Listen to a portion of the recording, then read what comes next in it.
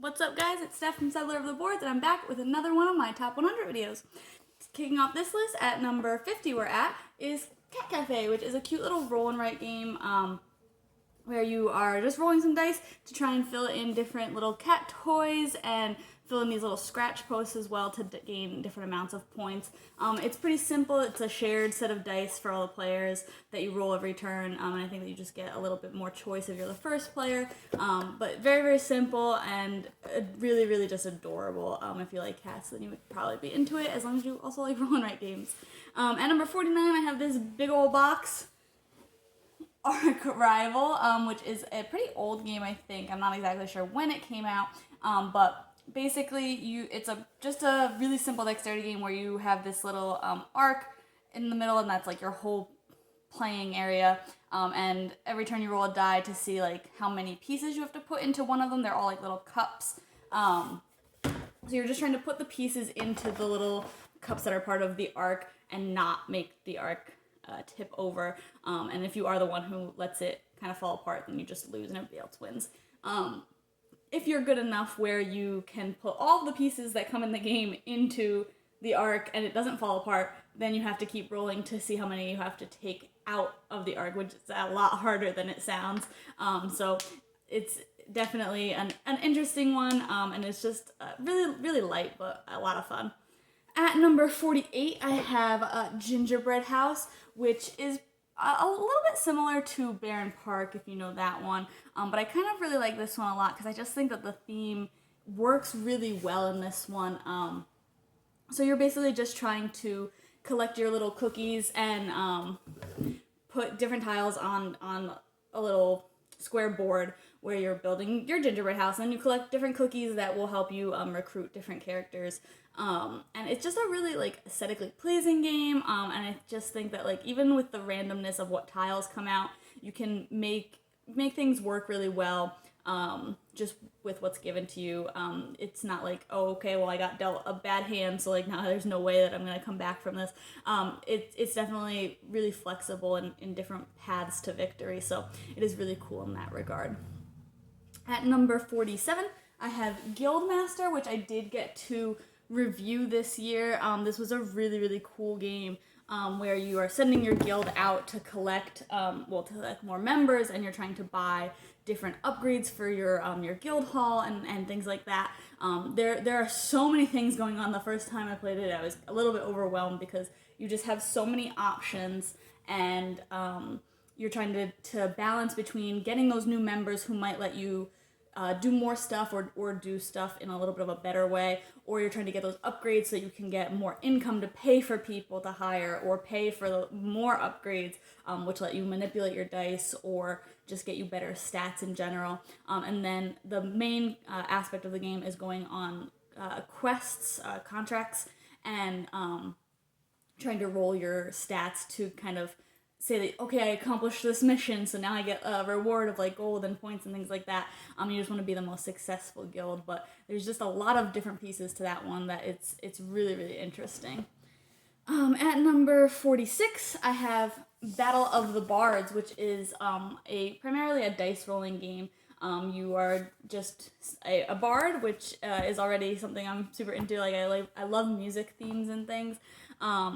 And you're just rolling your dice to try and get new bards out into your deck so that you have kind of more options and everything like that every turn. And you're just trying to also accomplish or have shows. I'm not exactly sure of the terminology in the game, but you're putting on shows which are worth different amounts of points. And I think there's also some events in there that can kind of change how things work for a round or something like that as well. But I another one where I just think that the theme is really good, and basically if it's got dice, I'm kind of in. As you've probably noticed, a lot of the games that I have on my list do have dice, so it's another one that's really, really cool, and again, just does the theme really well. At number 45, I have Kingsford, which is another game with a bunch of dice. You are trying to be the king's new forge, so you're trying to make him different weapons and trinkets and things like that, so you're going to be collecting different kinds of dice, whether it's metal or magic dice or glass dice. There's a bunch of different things in there that you can gather, and then while you're doing that, you're also trying to gather different like abilities that will help you during the crafting phase to manipulate your dice, get you rerolls, or things like that, just to make it so that your dice, your materials are better than the other players. Because even if I'm the first player and I craft something during the crafting phase, if someone crafts it better, meaning that their dice have rolled higher, they get to steal it from me and get that point. And the first person that has 5 crafted items wins, so you really don't want people to be stealing from you. But yeah, that's another one where like there's a lot of different paths to victory, because maybe you're trying to get certain items, so you're collecting certain kinds of dice, but there's other items that are available or upcoming that other players might start working toward earlier if they see that you're going for a particular strategy. So I really, really like that one. Again, I'm just really big into dice rolling games, even though there's a lot of randomness involved in that, but that one's really cool, and I really like that one. At number 44, I have Asking for Troubles, which is a worker placement game that has one of my favorite mechanics that I don't really think that I see a lot, at least not in worker placement games that I've played. It has a mechanic where if you go to a certain planet, because it's all in space and everything, you're just sitting there chilling, and so you can either place ships as an action or pull them back, but if somebody else on their turn goes to the same place that you are, they can bump you and you get that ship back right away, so you don't need to pull all your pieces back as early, because now you can deploy that ship again to another location. And then they also get a little bit of an extra benefit for having to bump you and give you that benefit back and of having your worker back. So I think that one's just really cool, and I'm really excited for the new version or the expansions that are upcoming that were on Kickstarter, because we did back those, so I'm really excited about that, to have more for this game. But basically you're just going to all different planets and trying to collect resources to, I think, capture different kinds of aliens and everything like that.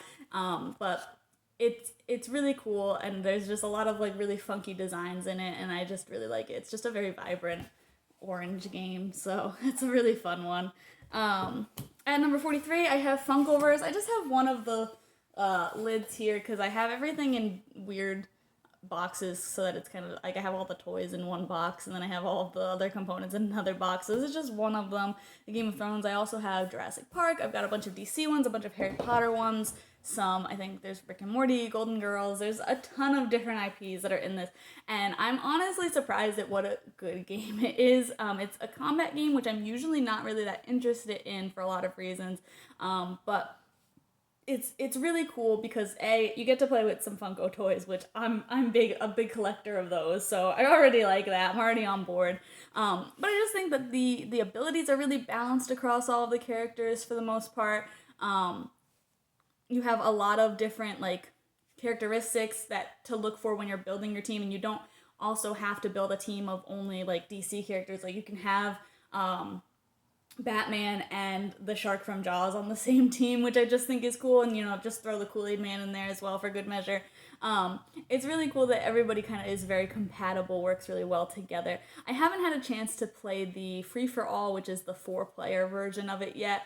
I've only played it 2 players, but at 2 players, it's just a really enjoyable game. Again, it's really fun to play with the toys, and give them all different like weapons and things like that.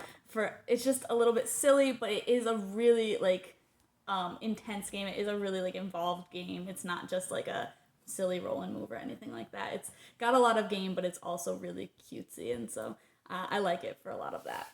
At number 42, I have Blackwood, where you are a witch and you're trying to get added to the Sorcery Council, so you're trying to be basically the best witch in all of Blackwood, and so you're sending your little marionettes out to gather the resources that you need to make different spells and potions and things like that, and it has a really unique way that you're placing workers and resolving the cards that you put them on, because it doesn't just resolve like when you go out there or anything like that. It has to resolve in a certain order, and if you put people, I think, too far out, they won't resolve until like the following round or something like that. So you might guarantee yourself that you're getting a card that you really need, but then you're going to have to wait and you have less people to use potentially. So there's a lot of balance in that, but it's a really, really cute game. I really like witch themes as well, anything kind of like spooky or anything like that. So that's a really solid one, and it's just got a lot of really nice art, really nice colors in there. And I think, again, it does the theme really well. And then finally, for this portion of the list, I have number 41, Fleet the Dice Game, which was actually really high on my list in previous years, and I still really, really love this game. Like, it's one of the best roll and writes, I think, in general, because you have two different boards because there's just so much, and you're just catching different fish and taking them to market to sell them for money. There's kind of this like ball rolling effect in this game where as you collect more money and collect more fish and upgrade your licenses for fishing for certain kinds of fish, you'll just have more and more abilities available to you, which will grant you bonus actions. So in a turn, in the beginning of the game, you might just, okay, I caught one shrimp, or I took one tick over at one of the buildings in the harbor.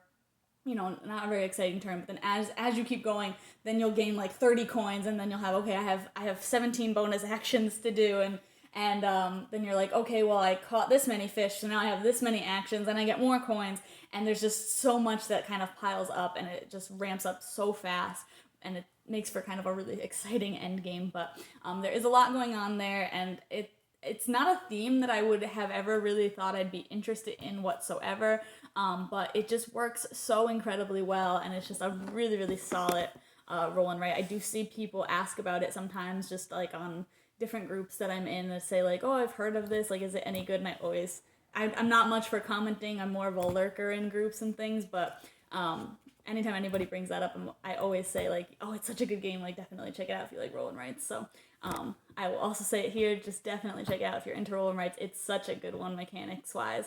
But that's it for this portion of the list. Make sure to check out the full list over on the blog, and stay tuned for more in the future. Thanks!